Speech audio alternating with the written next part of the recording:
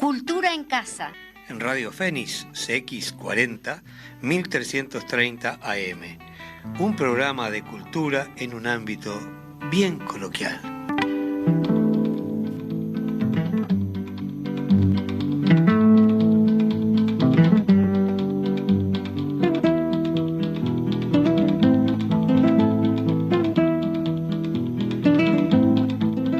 Viva la quinta brigada, rumba la rumba la rumba la. Viva la quinta brigada, rumba la rumba la rumba la. Que nos cubrirá de glorias, ay Carmela, ay Carmela. Que nos cubrirá de glorias, ay Carmela, ay Carmela. Luchamos contra los moros, rumba la rumba la rumba la. Luchamos contra los moros, rumba la rumba la rumba la. Mercenarios y fascistas, ay Carmela, ay Carmela. Mercenarios y fascistas, ay Carmela, ay Carmela.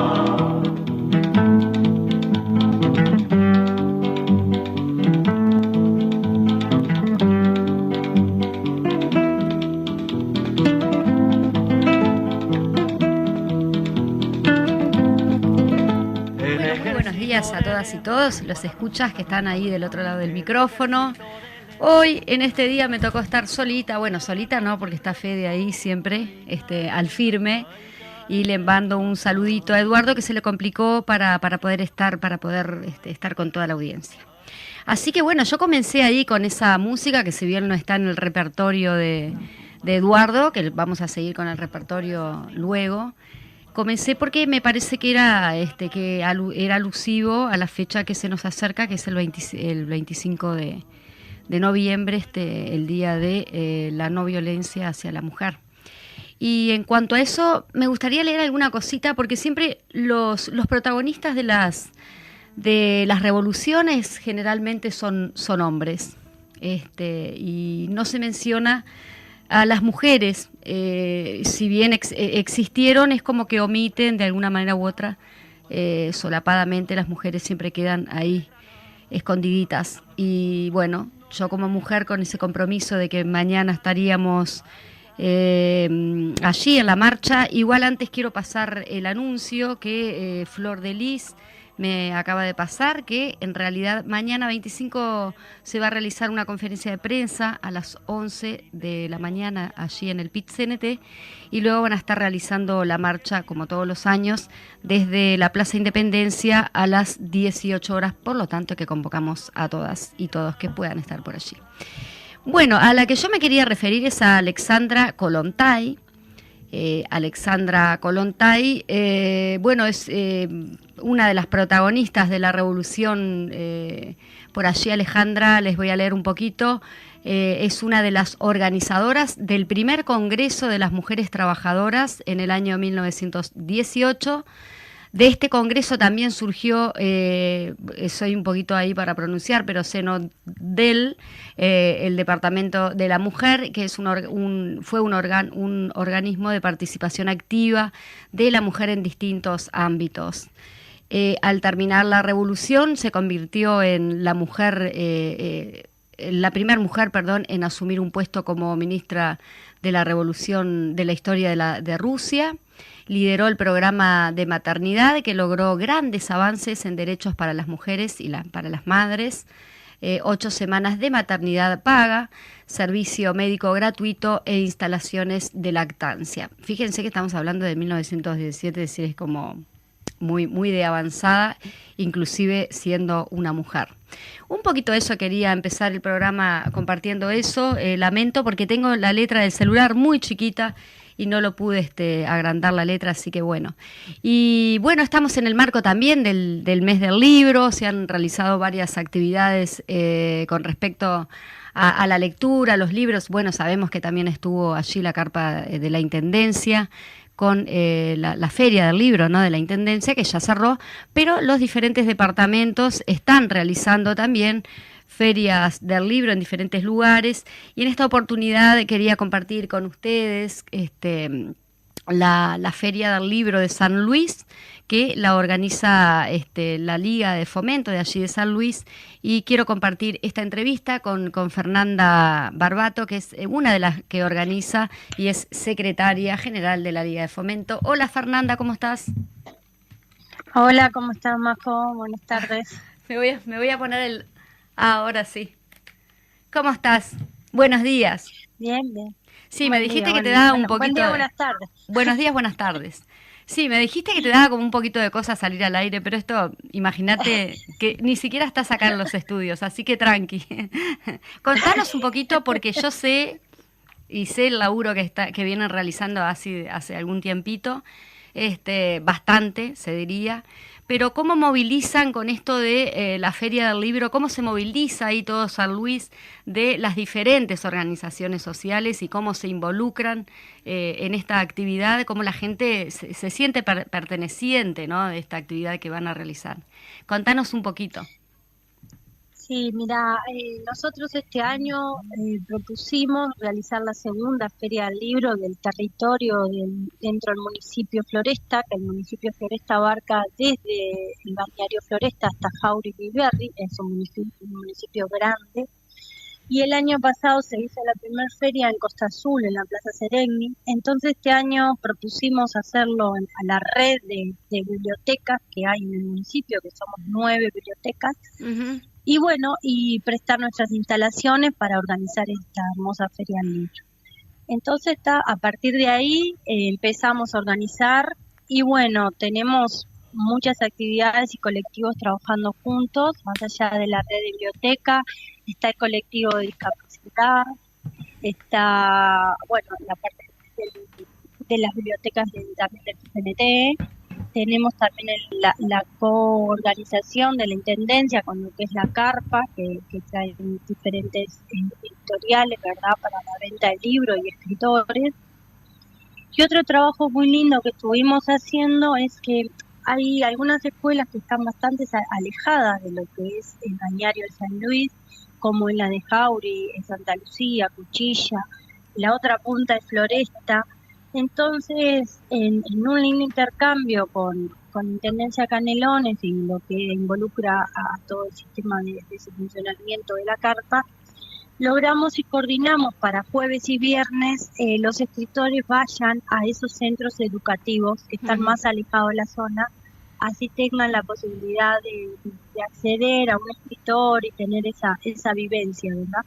Exacto. Y los chiquilines de nuestra escuela, de nuestro CAIF, de nuestro liceo, van a ir a la Liga de Fomento, porque así también tienen esta otra parte, experiencia, más allá de también estar con el escritor, pero ver todo el armado, tener la posibilidad de ver todo lo otro, y bueno, porque nos queda mucho más accesible la ida, ¿verdad? Uh-huh. ¿Quiénes son los escritores que van a estar compartiendo con los chiquilines? Ahí está. Los escritores son Verónica Lecomte, que va a ir a las escuelas alejadas del lado de Jauri, Cuchilla y Santa Lucía. Y del otro lado, Floresta, va a ir María Noel Toledo. Uh-huh. Después, los escritores que vamos a tener en la liga van a ser Diego Barbosa y Sandra James. Eso todo para niños, ¿verdad? Sí. Después el jueves para adultos vamos a tener a Gerardo Lima, que es un escritor de acá de Araminda, con su libro Tronando, así que es bien local. Y después el viernes, en realidad vamos a hacer la inauguración a partir de las 18:30, porque hay fútbol, como todos sabemos, eso no desbalanceó un poco la inauguración del viernes, pero bueno, quedamos para las 18:30. Después vamos a conversar con Marcos Carámbula y después va a venir Jorge Chagas presentando una novela de José Leandro Andrade, también Gloria y Tormento, también es para adultos. Uh-huh. Y terminamos con un espectáculo que se llama Entretejidos, que son Gabriela Piña y Elvira con Dilac, que ellas son las dos de su autoría, pero una lee sus cuentos y la otra toca un tema y se complementan divinamente, es un espectáculo divino. Exacto. Y Sí, sí. decime. No, tranqui. Pensé que estaba... ¿Viste lo que es la comunicación por teléfono? Es complicado. No, a partir del sábado ya arrancamos con desayuno, donde va a estar Fabián Severo, que también es de la zona y tiene un trabajo precioso con un grupo de chiquilines en literatura. Y bueno, y él va a presentar Palabras de un decidor, y se va a acompañar con música ese desayuno. Después está programado con la unidad de discapacidad todos unos cortometrajes y para poder mirarlos y discutir sobre las maneras de que tenemos de dialogar, de expresarnos, ¿no? etcétera, en todo lo que es la discapacidad en sí, que puede ser desde el uso de un bastón, ¿verdad?, que a veces minimizamos, sí, hasta otra clase de discapacidades, ¿no? Entonces vamos a trabajar ahí el tema de discapacidad. Y en la tarde va a haber un encuentro de coros donde va a participar el nuestro de la liga, que son Voces Amigas, y van a participar el de Araminda, y 3 o 4 más que son de otros lugares que son aportados por la parte de adulto mayor de la Intendencia de Canelones.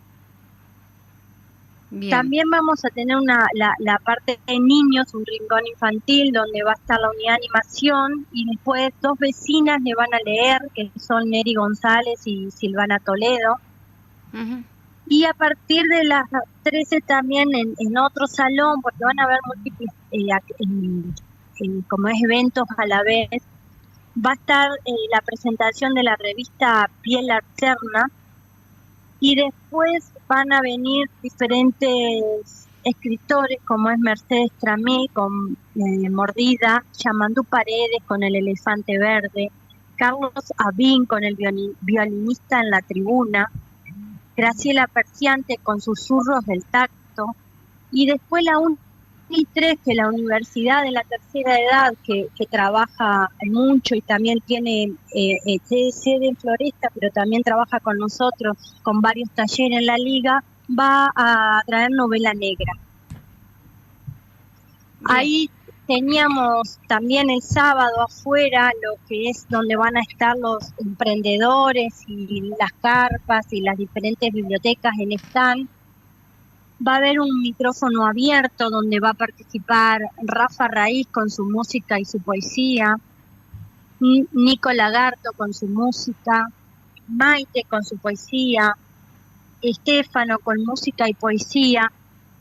Y estamos viendo, a ver, nos falta concretar una banda que queremos llevar, pero bueno, ahí en eso estamos. Sería como lo que falta. Y el día domingo también abrimos con un desayuno con Oruán Barbosa, con Educación y Sociedad vamos a hablar. También va a estar, vamos a hacer un encuentro de todas las redes de biblioteca, donde nos vamos a juntar las 9 para poder charlar y planificar el año que viene, y vamos a tener un taller de encuadernación, algo tan olvidado pero tan necesario en la recuperación de los libros, ¿no? Que dejarnos del uso y tire, tratar de recuperarnos, que está muy bueno. Y también vamos a tener el rincón infantil con lectura también de unas que son Lidia y no me acuerdo el nombre la otra vez, disculpa. Y después va a haber un encuentro jóvenes de tarde donde va a estar Teresa Zamurio charlando con ellos, va a estar Eduardo Vecino, va a estar el CECAP de Toledo, el Liceo de San Luis va a estar con su obra de jóvenes que hizo con su profe Emanuel, que está muy buena, va a estar su taller de música y su taller de literatura. También van a estar las mujeres en la parte, en el otro salón, vamos a estar charlando con el colectivo de mujeres rurales de Piedras de Afilar con su proyecto Raíces. Va a estar el taller literario de Santana, va a estar Ignacio Martínez con literatura y el lenguaje para transformar la realidad. Vas a estar tú, María José Tegraja, con formalidad y artista como trabajador, estatuto del artista y oficio. Y va a estar Sebastián Míguez con Nadie está vivo mucho tiempo. Y vamos a tener el cierre con Silvana Marrero y Carlos Darangian, que bueno, ahí haremos el cierre de la feria del libro. Bueno, por lo visto, movidito, con mucha cosa, mucha actividad, como corresponden estas fechas, y que está bueno también para allí, para la zona. Sabemos que es medio complejo la zona allí, porque es como tú lo decías, no es San Luis, sino que abarca mucho más que el territorio. Y también van a haber stand, ¿no? Van a haber stand de los emprendedores y de las bibliotecas, y bueno, y la carpa de la Intendencia con las diferentes editoriales. Eso van a estar sábado y domingo, de la mañana hasta la noche, van a estar los stands y los emprendedores. Sí, el territorio es grande, es un territorio de muchos kilómetros, y bueno, esa vez se hace complejo la llegada, pero bueno, esperemos que vengan, que participen, porque la verdad que hay que aprovechar que vengan todos estos autores, que presenten sus libros y tener la posibilidad de charlar, de compartir, y es importante realmente. Muy bien, Fernanda, te agradezco mucho que hayas estado y bueno, que sea muy productiva esa actividad de este fin de semana, que también estaré por allí. Así que nada, gracias por estar y estamos en contacto. Bueno, muchísimas gracias a ustedes por esta posibilidad de salir al aire para poder mostrar lo que estamos organizando, que a veces la difusión es lo complicado. Y bueno, sí, te estamos esperando con muchas ansias, y muchísimas gracias a ustedes y a la audiencia. Bueno, un buen laburo, chao, nos vemos. Luchamos contra los moros, mercenarios y fascistas, ay Carmena, ay Carmena. Mercenarios y fascistas, ay Carmena, ay Carmena.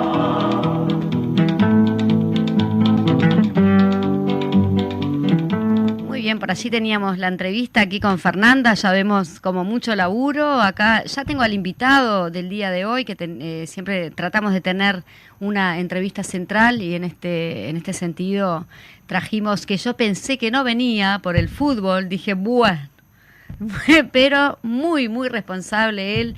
Estamos con Gerardo Bleier. Vamos a conversar justamente con Gerardo. Gerardo es escritor, es periodista y asesor en comunicación estratégica. Publicó varios libros de poesía y una novela. Fue editor general de la revista Postdata y director y conductor del programa de televisión Los Bueyes Perdidos y Motivos. Hoy hoy el tema de hoy central, por así decirlo. Bienvenido, ¿cómo estás? Buenas. Buenas. Gerardo, ¿cómo estás? Muy bien. Hay como un espectro bastante amplio del cual se puede desarrollar para hablar contigo, ¿no? Es como cuando pensamos en traerte, yo directamente pensé en un tema central, que es la cultura, la situación, ¿no? Actual de la cultura en todo su espectro, no solo en las manifestaciones artísticas, sino también la cultura toda, y más específicamente porque cuando se realizó lo que fue el Frente Escucha a la cultura, me pareció como un rol fundamental que vos pudieras estar en esa actividad, principalmente porque uno no te visualiza como un ente de la cultura, sino como todo esto, ¿no? Me pareció muy interesante y nada. ¿Qué rescataron de todo ese Frente Escucha a la cultura? Capaz que déjame decirte. No, me parece que está bien, ¿no? ¿Sale bien, Fede, ahí? Bueno. Fede, ¿está bien el volumen? Bien. Yo soy, ahí no lo dice, pero pocas cosas me gustan más que la radio. La radio es un lenguaje. Justo no lo dice y es lo que más te gusta. No, la radio en este momento de la historia de la humanidad, más que nunca, es esa forma comunicacional donde lo afectivo puede desenvolverse con mayor creatividad y además satisfacer una honda necesidad espiritual que está resultando sustancial para hacer frente a las enormes incertidumbres. Pero voy a la respuesta porque de este asunto puedo hablar horas. Entonces primero voy a responderte simpáticamente. Yo milito desde que tengo 14 años en política y siempre muy vinculado a la cultura. Primero en la clandestinidad, luego en el exilio. En el exilio participé en la redacción del periódico Mayoría, que era un periódico que se hacía en Estocolmo para todos los uruguayos en el exterior. Era uno de los redactores, éramos 3, y un equipo de gente muy laboriosa y valiente, que entregaba horas y horas para hacer eso posible. Antes se me había despertado el bichito por el periodismo, cuando en una situación bastante dramática de mi familia, y por la falta de ingresos y por, en fin, varias dificultades conocidas, la ausencia de mi madre, la destitución de la ausencia de mi padre, la destitución de mi madre, y yo tuve que hacer el exilio de mi hermano mayor, así que yo tuve que hacerme hombre rápidamente. Sí. Y en esa situación cometí una imprudencia que fue ir a ver a José Germán Araujo, a CX30 la radio. Una imprudencia porque a José Germán Araujo, aunque mucha gente no lo sabe, quedó al frente de CX30 la radio como consecuencia de una gestión de Eduardo Bleyer, que era el secretario de Finanzas del Partido Comunista antes de la clandestinidad y después secretario de Propaganda y de Organización, en algunos momentos, porque la clandestinidad de las tareas se intercambiaba. Entonces en ese momento, desesperado, fui a ver a Germán. Estuve ayudándolo a organizar un festival que se hizo en el Cerro, Festirama, que fue un festival que reunió a artesanos, a creadores, y cuyo objeto principal era reunir a la cultura de izquierda para que empezara a sentir que podía organizarse. Estamos hablando de fin de año 78. Vale la pena recordar la fecha, 78. Bueno, pero sigamos con la pregunta. Ahí se me despertó el bichito de la radio, que me ha acompañado toda la vida. Creo que es, como dije, la forma comunicacional más bonita, porque permite todo. Permite pensar, Morán, permite pensar, permite pensar, permite transmitir afectos, permite interiorizarse de la vida no con tweets, no en la lógica de la velocidad y del eslogan visceral que nada dice y que nada aporta al desarrollo espiritual de los individuos, sino con este tono y este tempo. Este tempo que ayuda a pensar. Así que a partir de ahí, por supuesto. Y a partir de ahí, en algún momento se habló de la muerte de la radio y no ha ocurrido eso en absoluto. Y no va a ocurrir. Ni va a ocurrir, aunque hay variantes como la aparición del podcast, en fin, el manejo de los tiempos. Pero nada más. Las historias de vida, las historias y las investigaciones que nos ayudan a entender la complejidad son necesarias, y la radio, ¿sabes qué? Además, me anticipo a algunas cosas que quizás hablemos más adelante, pero está ocurriendo un cambio monumental en la humanidad. Las tecnologías tienen efectos de sociedad cuando se aplican, cuando se usan, y las creamos para usarlas. O se mal usan. Las tecnologías, los individuos las creamos para propiciar nuestro desarrollo. Luego lo que pasa no es la tecnología, sino el contenido de clase y cultural con el que se definen en la comunidad política y en las relaciones de poder las orientaciones. Por ejemplo, la educación uruguaya se viene haciendo un enorme esfuerzo, y se hizo un enorme esfuerzo durante los gobiernos del Frente Amplio, por primero dotarla de hábitat, porque no había, de instrumentos, de laboratorios, de dignidad salarial, sin lo cual no se puede instrumentar ninguna transformación de nada. Y además se avanzó también en otras áreas, ¿verdad? Eso es una orientación. Y se usaron tecnologías como para implementar el plan Ceibal. Es decir, el uso de las tecnologías siempre depende de relaciones de fuerzas, de correlaciones de fuerzas, de los contenidos que se impriman a las políticas. Si se imprimen contenidos orientados a democratizar las relaciones sociales, es decir, a facilitarle a todos los individuos que integran la sociedad un nivel de educación de calidad, o si se orienta la acción hacia la concentración de la riqueza y la reproducción de los intereses de los grupos de privilegio, que es lo que hace la transformación educativa que se está implementando ahora, aunque se presenta como Miss Universo. Pero, ¿por qué esa orientación? ¿Por qué está destruyendo la laicidad, es decir, la democraticidad del pensamiento, nada menos, un gobierno que se dice liberal? Está destruyendo la calidad de la comunidad educativa, que es absolutamente sustancial para cualquier proceso de aula, cualquier proceso de desarrollo, de la formación íntegra, espiritual e intelectual de los individuos. ¿Y por qué hace eso?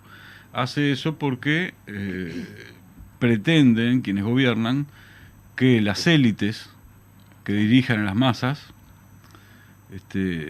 se formen en universidades privadas, donde son adoctrinados ideológicamente para reproducir, para implementar, para participar del mundo de la vida, reproduciendo los intereses de los grupos de privilegios jerárquicos, de castas, y que el resto de la población reciba una educación para ir a trabajar por un salario bajo para esos grupos de privilegios. Con las clases superpobladas. Es decir, esta cosa repugnante, la venden bien, eso sí, y nosotros no somos todos los sofisticados que debiéramos ser en nuestras políticas comunicacionales, pero ese es el tema. Se me despertó el amor por la radio en ese momento, en ese encuentro con Germán, que me compró mi primer traje cuando me tuve que ir al exilio porque estaba por cumplir 18 años. Nada más ni nada menos con Germán Estaba por cumplir 18 años y las versiones, había militado en la clandestinidad, y las versiones eran que me iban a detener. Y era, en fin, el hijo de Blair. Era varios personajes en ese momento, pero sí, claro, el hijo de Blair era bastante fácil de identificar. Y entonces por eso corría muchos riesgos. Pero ahí se me despertó el gusto por la radio y por el periodismo. El gusto por la literatura, por la poesía en particular, se me despertó cuando una vez que desapareció mi padre, así que dejó de estar en la esfera de mis relaciones personales, afectivas, humanas, a veces conflictivas, porque mi padre era una personalidad muy particular, pero bellas y entrañables siempre, y además el momento histórico, ¿no? Estábamos al borde de una dictadura, ¿sí? Y después en la dictadura misma, la clandestina. Pero en ese momento, naturalmente los individuos tienen que administrar los cambios abruptos de esa naturaleza, los dramas psicológicos, emocionales y en este caso también económicos, y esa melange. Y había una biblioteca. Había llevado los libros de marxismo, que después recuperé para estudiarlos durante 30 años, pero, porque me pareció absolutamente esencial, pero en ese momento había libros de poesía. Empecé a leer poesía, había Lorca, Whitman, Mayakovsky, y todo, ¿no? Una muy buena biblioteca. Entonces empecé a escribir algunos textos que se los mostré primero al Corto Buscaglia, que trabajaba en una agencia de publicidad, y tuvo la generosidad de decirme, le llevé como 40 poemas, y tuvo la generosidad de decirme que había 3 o 4 líneas brillantes. Con esas 3 o 4 líneas que rescató, más una entrañable orientación hacia cómo se debe encarar la actividad creativa y la intelectual, Eso es todo un tema. Empecé a escribir y luego se las mostré a Salvador Puch, Becker Puch, que trabajaba en CX30. Amigo entrañable de Citarrosa, para mí uno de los principales poetas de la historia de la literatura uruguaya. Y Salvador tuvo la generosidad de prestarme libros, cosa que después supe y hacía con muy, muy poca gente. Me prestó un libro sobre Góngora para que estudiara la forma de escribir de Góngora, me prestó libros sobre Neruda, análisis crítico de la obra de Neruda. Entonces a partir de allí vos empezabas a poder desentrañar las técnicas. Al revés, con la técnica. La técnica, bueno, más o menos, sí, las técnicas. Bueno, y después, en el curso de la vida, a mí siempre me resultó muy importante, siguiendo la estela de algunos maestros, ¿no? Marx, Walter Benjamin, Gramsci. Siempre me pareció muy importante asumir riesgos intelectuales, porque la transformación de la sociedad en el campo de la cultura, que incluye lo político-jurídico, en el campo de la praxis, que incluye la organización, el diseño de formas de acción, ese fenómeno, esa producción, ella misma, cuando se implementa con inteligencia, produce cambios. Y esto lo hacen todos los seres humanos de la Tierra, participan de la actividad, producen, crean, en diversos campos. Todo ese pliegue enorme de acciones humanas, entre otras cosas, produce tecnología que tiene efectos, produce organización y acción social y emprendimientos que tienen efectos. Es decir, la realidad cambia todo el tiempo. Y si uno se queda en el dogma, en las frases hechas,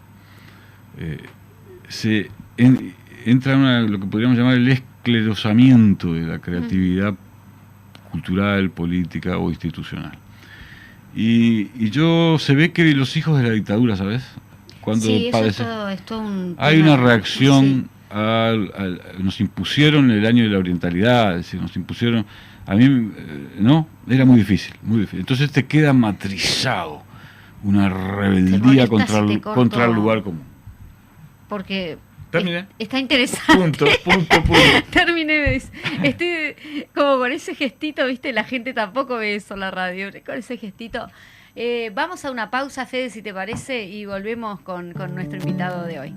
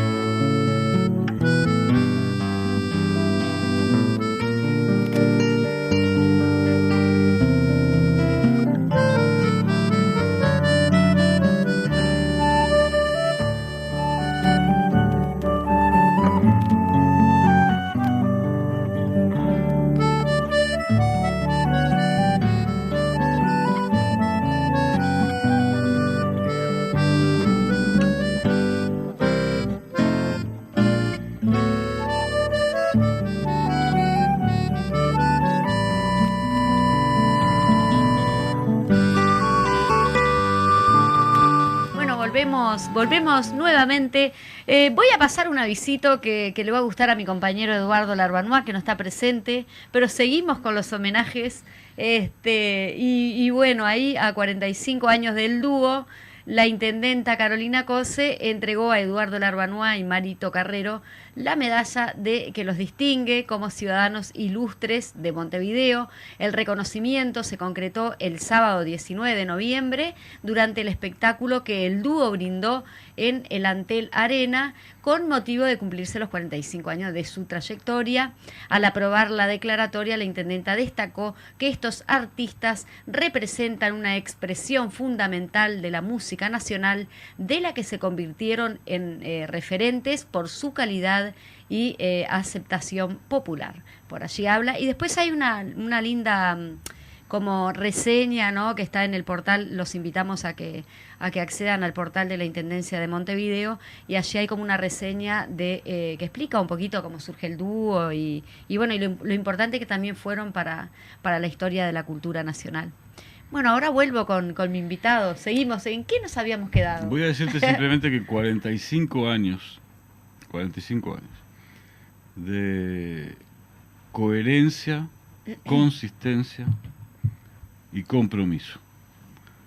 Es absolutamente admirable la historia de Larbanois Carrero, y como me imagino que Larbanois, por su personalidad, debe hablar muy poco de él, y mucho menos dejar que corran elogios, aprovecho que no está y digo que es uno de los más, son los dos, de los más importantes referentes de la cultura en el sentido más profundo, no solo por haber tomado banderas que por diversas razones no podían desenvolver los olimareños, Alfredo, Biglietti, Zavalero, en fin, Marco Velázquez, Numa, que por diversas razones no podían, y tantos que no podían desarrollar ellos,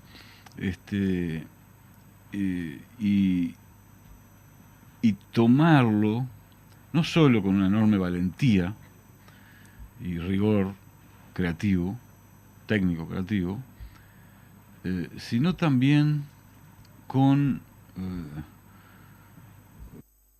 profesionalismo. Y sabes que el profesionalismo en la cultura es un problema bien importante, porque una cuestión importante, porque la tendencia a la privatización de la cultura, que estábamos hablando hace un rato de educación, pasa lo mismo en la esfera de la cultura. La tendencia a la privatización de la cultura produce obviamente concentraciones monopolistas que tienen capacidad de influir decisivamente en las formas de consumir, y de qué consume y qué no. Ese fenómeno de la privatización de la cultura, la mercantilización de la cultura, mucha gente lo confunde con el hecho de que el actor, el creador, el músico, el poeta, el ensayista, produzca no para el consumo. Y es un error, que además no está en Marx, dicho sea de paso, porque hay gente que lo usa, o que lo tenga que recibir, que fundamentarse en los subsidios del Estado. No, a la privatización de la cultura se le responde como respondieron Larbanois Carrero, con profesionalismo, recorriendo el país, estando en todas las ferias, constancia, calidad del arte, sensibilidad, y bueno, y naturalmente que cuando todas las producciones culturales que no están orientadas a reproducir el sentido común social de una época, sino orientadas a contribuir a que la gente sea capaz de elevarse sobre ese fenómeno, tiene que enfrentar adversidades. Por eso mismo es tan relevante la política cultural, que es mucho más que una acción estatal. Fíjate vos el esfuerzo que debe de haber detrás de la Feria del Libro de San Luis. La enorme cantidad de actividades que enunció, ¿Cuánta gente se Sí, mueve? sí, es como ¿Cómo se teje? ¿Cómo porque se aparte hay una acuerda? parte movimentista, otra parte teórica, es decir, hay De como ahí sale. El esfuerzo principal siempre es el de la sociedad civil, que es el que hay que empoderar. Eso tienen que hacer los poderes públicos y no burocratizarse y beneficiar amigos o armar roscas. O porque no es la respuesta al peor de los problemas, que es justamente el problema de la mercantilización, no solo de todas las esferas del mundo de la vida, de la salud, de la educación, del uso del agua. que es lo que está atacando este gobierno permanentemente y en diferentes Bueno, pues es que frentes, ¿no? cuando se gobierna para beneficiar pequeños grupos minoritarios de privilegio, ¿cuál es la lógica? La lógica es: no necesito instituciones ni organizaciones, todo lo contrario, las tengo que demonizar, Claro. que participen de la vida tratando de democratizar las relaciones sociales. Una forma de democratizar las relaciones sociales es facilitando el acceso de los ciudadanos, de los individuos, de los trabajadores, muy en particular, a la cultura. Por acá decíamos que el tema de la formalización, ¿no?, y la profesionalización que van de la mano, pero en ese sentido es muy utópico o casi imposible que el artista realmente viva de lo que hace. No, ¿Qué es lo que está trabando ahí cuando hay una normativa para justamente amparar a los artistas? Sí. No a todos, pero bueno. Yo estoy ahora en este momento por escribir un ensayo que considero absolutamente relevante, que trata sobre el tema de la producción teórica, en mi caso desde una perspectiva marxista, pero la producción teórico-política en general, y la praxis. Es un problema, yo te diría que desde el punto de vista de todos aquellos que aspiran a transformar la sociedad, la relación entre teoría y praxis, es decir, la relación entre la producción conceptual mediante la cual participamos, la interpretación de los fenómenos, el diseño de prácticas para transformar los fenómenos adversos o negativos porque incrementan la injusticia, la desigualdad, y la praxis, como ese marco conceptual, interpretativo, pero también orientador de la acción hacia determinado lugar por tales y cuales motivos, por razones científico-culturales, es un tema que yo creo que solo fue tan relevante en el periodo de las revoluciones, del periodo revolucionario que va de la Comuna de París a la Revolución China. Y vuelve a ser relevante con la misma intensidad porque los cambios que están teniendo lugar son tectónicos. Viste que recién al pasar dije la elaboración de un marco conceptual elaborado científico-culturalmente. Muy frecuentemente no se entiende esto y quiero tomarme un segundito para explicarlo porque es muy, pero muy relevante. Porque venimos de 70 años de posmodernismo, relativismo cultural, darwinismo social, vaciamiento del esfuerzo científico de interpretación de lo que es el ser humano, interesado. Tuvo alguna explicación en algún momento, eso lo voy a explicar en el ensayo, pero interesado. Entonces hay que revertir esa situación que produjo, entre otras cosas, la crisis del marxismo, que fue efectivamente entre los años 68, 60 y hasta principios de este siglo, dramática. Entonces tú te encontrás con gente que presenta textos como que es marxista y no es marxista, porque lo que señala... Por ejemplo, hay todo Decís que la teoría está alejada de la práctica en este sentido. No solo de la práctica, sino de la ciencia. Ajá. Lo que Marx elaboró es una teoría de la Igual te me estás yendo por las ramas. No, sí, pero esto es muy importante. Vas a ver que vuelvo. Dale. Una teoría de la evolución productivo-cultural de la humanidad. Eso es lo que Marx elaboró. Y vuelvo a lo que te quería explicar. Que tiene un contenido científico el análisis de los fenómenos humanos. ¿Por qué? Porque somos seres biológicos, que tenemos necesidades, y que además producimos valor. Somos la única especie que produce todo esto que está a nuestro alrededor. Sí. ¿Para qué? Para perfeccionar nuestras condiciones de existencia, para reproducirla primero y perfeccionar luego. Esa producción de valor nos constituye, y en tanto que nos constituye tiene una enorme significación y puede ser analizado científicamente tanto el contenido biológico de nuestro ser original como el resultado de nuestras prácticas, la forma de organización del trabajo, etcétera, etcétera.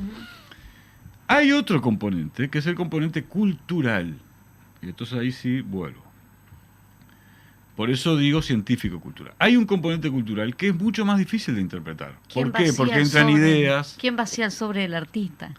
Y entran... Llevándolo a quien vacía el sobre la quincena, ¿no? Claro, pero ¿por qué? Porque entra el mundo de las ideas, el mundo de lo político-jurídico, el mundo de las idealidades, el mundo de las aspiraciones sensibles, de las subjetividades. Intangibles. De las subjetividades, algunas de ellas intangibles, y que pueden depender, esto es muy dialéctico, un mismo fenómeno tiene en su interior potencialidades para orientarse en una dirección o en otra, como acabamos de hablar hace un ratito, cuando decíamos que los contenidos de un fenómeno que tienen que ver con sus potencialidades reales, las relaciones de fuerza, la forma de organización, la forma de desenvolver, puede dirigirse en una u otra dirección y a veces puede cambiar en 4 días y ir en una dirección en un determinado momento y en otra dirección inmediatamente después, porque una decisión tomada por alguien que tenía capacidad de influir en los procesos de toma de decisión y generar hechos,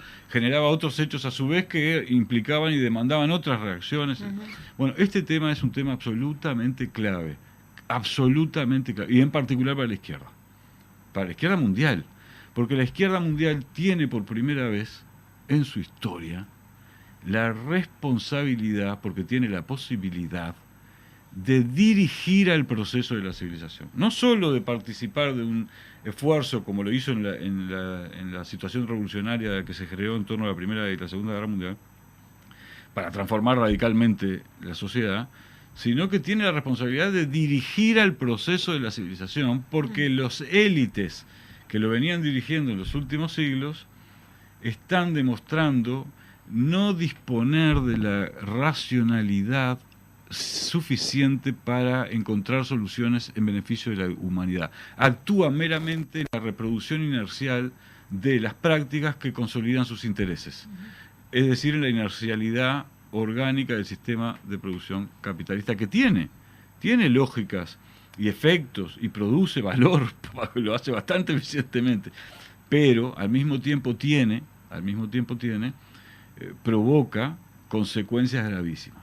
Entonces la izquierda global, además de regenerar el internacionalismo, porque ya no hay soluciones nacionales, pocas veces las hubo, pero ahora decididamente no hay soluciones nacionales. Es algo, no sé, claro, Estados Unidos, China, Rusia, Alemania, Francia, o sea, esos países que son súper desarrollados y que alguna capacidad todavía tienen de implementar políticas nacionales, solamente nacionales. Y el Frente Escucha. También tuvimos 15 años de gobierno en cuanto a la cultura. Hay que también hacer una autocrítica también para adentro. ¿Qué pasó con el tema de la incidencia? Vamos de la teoría a la práctica, ¿ves? Qué importante, vamos de la teoría a la práctica. Bien. En el diagnóstico de algunos errores que se cometieron durante el ejercicio de los gobiernos, que transformaron de modo radicalmente positivo al Uruguay, porque democratizaron las relaciones sociales, porque incrementaron el ingreso de los trabajadores, porque etcétera, etcétera, etcétera, se cometieron errores. Uno de los errores es un pecado bastante común a los burócratas, a los tecnoburócratas.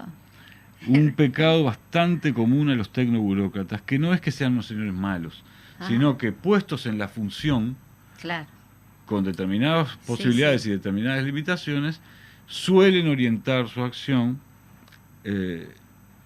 una parte dando respuesta a la funcionalidad para la que fueron puestos, porque si no pueden ser cambiados, y otra orientados a consolidar sus propias posiciones. En un mundo lleno de incertidumbres esto se acentúa. ¿Qué ocurre cuando eso pasa? Se alejan de la sociedad, porque las demandas de la sociedad, cuando se te abren la puerta de tu oficina, te complican. A veces tenés que apagar el aire acondicionado, tenés que escuchar a la gente en los barrios que está pasando mal, claro, y que no tiene resuelto tal problema, que no tiene resuelto tal problema, que no tiene... Entonces, cuando vos te separás de la demanda de la sociedad, una cosa es orientar políticamente en determinado contexto, según determinadas posibilidades y determinadas aspiraciones transformadoras, una dialéctica de cómo se maneja ese equilibrio. Una cosa es eso, y otra cosa es aislarte. Y todavía además pecar de soberbia. Yo soy el que sé, que fue lo que pasó. El Frente Amplio Te Escucha fue la primera respuesta sopapeo a quienes incurrieron en esos errores. No señalando personalizadamente a alguien, porque ningún problema se resuelve así, exacto, sino viendo el problema y buscando una solución. Y ese es el efecto principal que tenía que tener y tuvo. Así que fue una decisión muy inteligente y necesaria. Después vienen, más adelante, no hay apuro en eso, el análisis sociológico de algunos de los contenidos, claro, que emergen de ahí. Pero lo principal era decirle a la sociedad, con una actitud humilde y muy militante, porque se recorrió todo el país, miles de personas,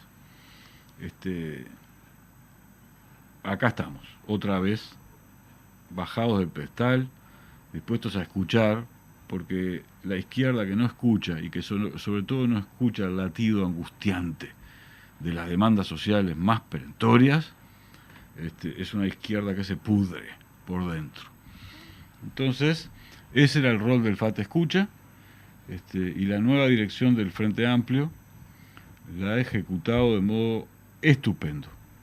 Y ahora habrá que ver si el año que viene es o el FA Te Escucha 2 o el FA Dialoga. Capaz que no es el FA Te Escucha. El FA hace algo con lo que escucha. Bueno, el FA Dialoga. El FA Dialoga para pensar soluciones a los problemas específicos y prácticos, viejos y nuevos. Algunos porque son el resultado de las prácticas de este gobierno desastroso, que fracasó.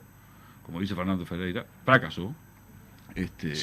Ya fracasó, y es dramático eso porque todavía tenemos que tratar de ayudar a que el fracaso no deteriore todavía más el tejido social, no deteriore las instituciones, etcétera, etcétera. Y eso es nuestra responsabilidad. El Frente Amplio es el partido más importante del Uruguay. Entonces tiene responsabilidades. No solo tiene que indignarse, tiene que pensar soluciones sistémicas, contemplando los intereses de los sujetos, porque la izquierda uruguaya, entre otras cosas, es tan grande porque no representa solo el interés de los trabajadores, también representa el interés de todos aquellos que se dan cuenta que sin un proyecto nacional plural, policlasista, que incorpore sujetos de la clase media, los intelectuales, los productores, empresarios, aunque sabemos dónde están aquellos que desenvuelven acciones para evitar radical y violentamente que se desenvuelvan proyectos de democratización de las relaciones sociales. Esos son los enemigos. Esos. Son poquitos en general y hay que saber identificarlos muy bien y no generalizar todo, no. ¿Qué tarea está haciendo ahora Gerardo? Bueno, entonces Gerardo Bleier, ¿qué haces ahora? Bueno, entonces ahora estoy en pleno esfuerzo militante, apoyando a la Comisión de Programa del Frente Amplio, representando a las bases en muchas esferas, escuchando a las bases, sus orientaciones generales, aprendiendo muchísimo, porque en mi vida, y ahí nos cortamos en unos puntos suspensivos hace ya largo rato, en mi vida yo siempre prioricé, el trabajo de asesor, antes que de actor orgánico de la praxis política. Se dio así, por diversas razones que no vienen al caso. Algunas por algunas crisis que tuvieron lugar en la historia de la izquierda, y no tiene ninguna relevancia. Entonces, lo que traté de hacer es siempre pensar, observar con mucho rigor y detenimiento, pero como perdimos, y eso es muy grave para la historia del Uruguay, porque no fuimos sustituidos, un enorme retroceso, porque no fuimos sustituidos por un partido serio, sino por un conglomerado de gente que en realidad su única obsesión era sacar al Frente Amplio. Eso no quiere decir que no haya gente seria en algunos sectores del gobierno, ¿no? Quiere decir que como pero proyecto no mueven la aguja, sí. Entonces ahora, cuando perdimos, dije, bueno, está bien. Es el tiempo de involucrarse más en el barro, para primero aprender, además, de verdad, esto no es ningún enunciado. Decís que vos también te habías alejado un poquito. Yo no me había alejado, no, nunca me alejé de ningún lado, no, todo lo contrario. Pero no es lo mismo mirar la realidad, cuando vos tenés diálogos con Seregni, o con Marcos y Gonzalo Carámbula, o con Pepe Vallardi, o con actores que te parece que pueden influir, con los que vas construyendo amistades, dirigentes sindicales, y estar ahí cuando se necesita para opinar, valorar, no es lo mismo que estar en la cotidianeidad de la praxis política en la que se aprende. Se desmistifica algunas cosas, se pierde la inocencia en otros, porque claro, hay disputa de poder también, ¿no? En las internas de las instituciones. A mí me perturban, tengo que confesarlo. Escuchá bien esto, porque es importante. Me todo perturban, no, pero esto sí es bien importante para la práctica cotidiana. Me perturban no cuando ocurren porque hay, por ejemplo, un partido gana las elecciones en la intendencia de Durazno. Hay un momento, en el momento que ganó la elección en la intendencia de Durazno, que tiene que distribuir cargos de poder, que van a ejecutar políticas. Bueno, ese es un momento que hay disputa de espacios de poder. ¿Y por qué? Porque todas las diversas sensibilidades, organizaciones, instituciones que participaron del proceso que llevó a tal o cual a ganar la intendencia de Durazno, quieren participar. Ahí comprendo la disputa de poder, al interior de la izquierda sobre todo.